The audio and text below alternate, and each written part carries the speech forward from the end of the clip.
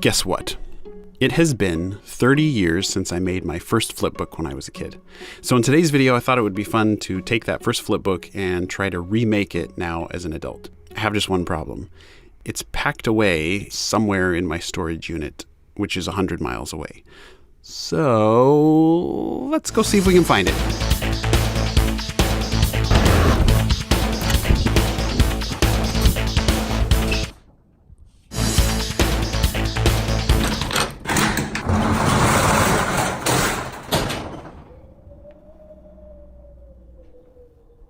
I have no idea which box I put it in. I'm hoping it's not all the way over there. Let's pull stuff out.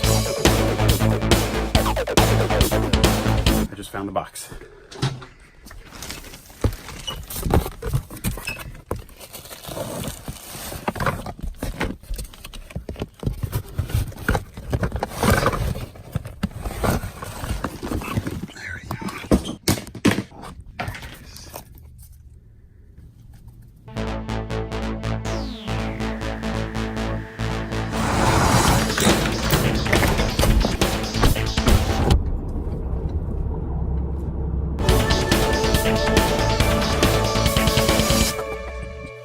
Ta-da! Some of you I know have seen this already in one or two of my other videos. This is the first flipbook I made when I was a kid. I remember at the time I couldn't figure out a good way to bind the paper together, and so I stapled it in all these little sections and then taped all the sections together. But yeah, it's been 30 years since I made this, so I want to try making a new version of it, sort of a remastered edition, I guess. But first, I want to thank Wix for sponsoring today's video. I've been building my new website on Wix, and I want to tell you guys all about it at the end of the video. All right, the first thing I want to do in the new one is I want to add some three-dimensionality to the pencil.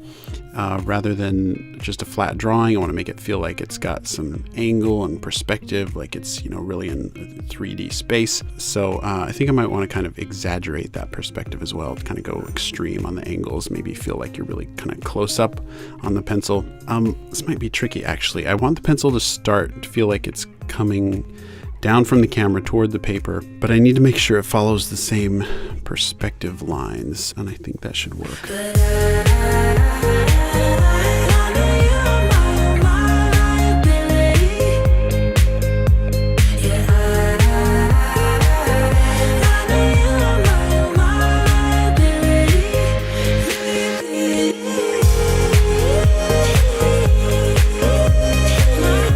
Okay.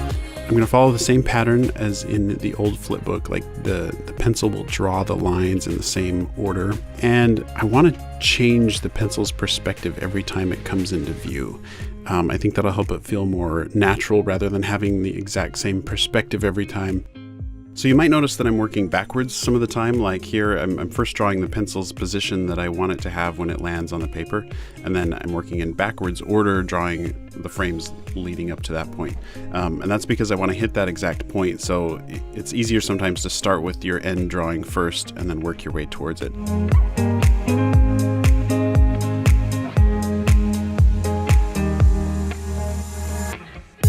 You'll notice my increments as the pencil draws the lines. The increments, they get a little bigger on each page, and that's because I want it to feel like the pencil is speeding up as it moves. In animation, when you're accelerating into a movement or decelerating out of a movement, they call that slow in and slow out, or ease in and ease out.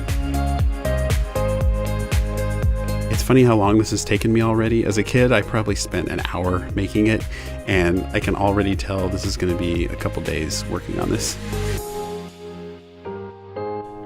All right, so one thing I'm thinking about, rather than the pencil comes into view, and then rather than having it just move perfectly straight out of view, I'm trying to add just a little bit of rotation or curve to the movement, like to the angle of the pencil as it moves out of view. I think that'll help it feel a little more natural, like it's being held by a human hand, not a robot or something. I'm pretty excited to color this one, actually. After I went to the storage unit, I ran to the art store and picked up some more Copic marker colors to try to match that like purpley, bluey, pinkish, reddish color of the little monster. I'm just calling it a monster. I don't know if, yeah, I guess he's like a, I don't know what it is. So he's a monster.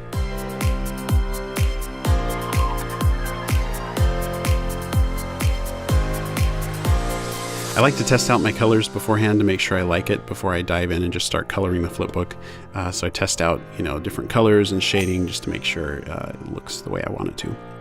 Okay, so with the pencil, I'm doing one entire fill of yellow, and then I go back and I add a little bit of darker color in the middle and then a little darker toward the bottom. Same with shading the tip of the pencil, just light, medium, dark. And that way it feels like the light is mostly coming from that one side, and so now it's got a nice three-dimensional feel to it.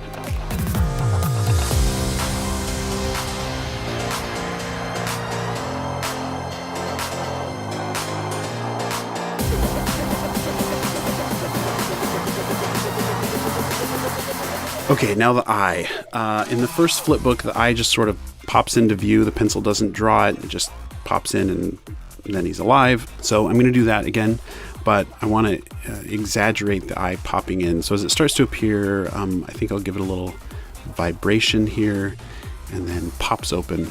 I want to really feel that pop. So I'm going to draw one page where the eye is pretty big and then it shrinks down over a couple pages. Then that should have kind of that nice popping in feel to it. Okay, now this is where I'm going to vary from the first one a bit. Rather than just having him smile and it's over, I want to give a little more character to his eyes. So I want to make him kind of squint and look around. I'm not quite sure what he's thinking or up to, but he's looking around almost sneakily, or maybe like this is the first moment he's alive and wondering what's going on. It's kind of the sense he's giving me. Okay, I think that's it. The pencil remastered 30 years later. Let's see how it turned out.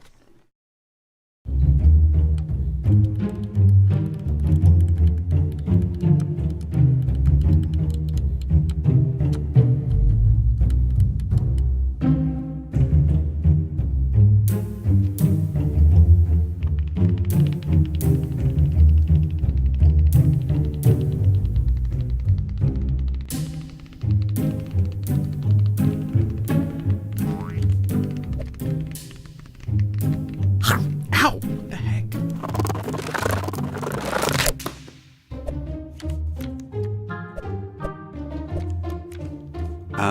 Well, that's never happened before. Thanks to Wix for sponsoring today's video. I just built my brand new website on Wix. It's at andymation.shop, and I built a section of the site just for you guys where you can submit your flipbooks and animations, so I'm really excited about that. Setting up my site on Wix was great. It walked me through a series of questions and then suggested the perfect templates. And I know it sounds funny, but there was this one tiny little feature that just totally won me over. When I uploaded my logo, Wix automatically asked if I wanted to pull the colors from the logo and assign those colors to the website template. I can't even tell you how cool that is. I hate having to enter all those little details like color codes manually, but you can if you want to. So whether you're a novice, a business owner, or a professional designer, Wix has a solution for every need. You can build your portfolio, build your business, and set up your store. So go get your own website at wix.com/go/andymation or click the link in the description below and get started today. Thanks for watching. I'll see you guys in the next video. Now I should probably go find that little monster.